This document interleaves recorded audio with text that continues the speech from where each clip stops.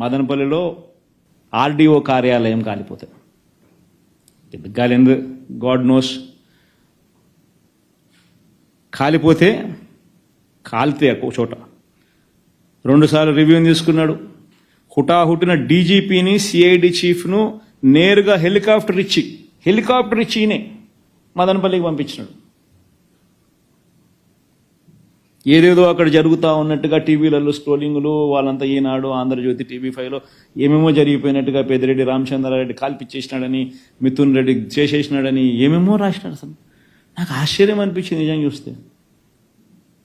RDO కార్యాలయంలో ఒకవేళ ఏదైనా ఘటన జరిగితే ఆ డాక్యుమెంట్స్ అన్నీ ఎంఆర్ఓ కార్యాలయాల్లో ఉంటాయి కదా, కింద పైన పోనీ కలెక్టర్ కార్యాలయంలో ఉంటాయి కదా.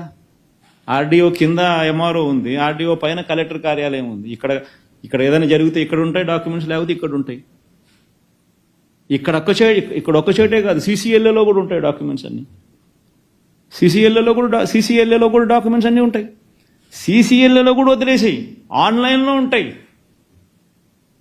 బటన్ నొక్కితే ఆన్లైన్లో కనపడతాయి నీ డాక్యుమెంట్, నీకేం కావాలన్నా డాక్యుమెంట్స్. మిగతాటి కదా దేవుడు ఎరుగు. మరి ఏం జరిగిందని దానికి ఏదో ఘటన ఏదో జరిగింది, ఆడియోలు ఎందుకు కాలేదో దేవునికి ఎరక. దానికి ఏదో చిత్రీకరించి దానికి ఏదో వీళ్ళు ప్లాన్ చేసినట్టుగా దానికి అభూత కల్పన క్రియేట్ చేసి దానికి ఏమేమో దాన్ని చేసి కేవలం ఏంది జగన్ రషీద్ దగ్గరికి పోతున్నాడు చూడడానికి. మై గాడ్, అసలు ఏ రకంగా ఇది సబమని చెప్పి నేను అడుగుతా ఉన్నా.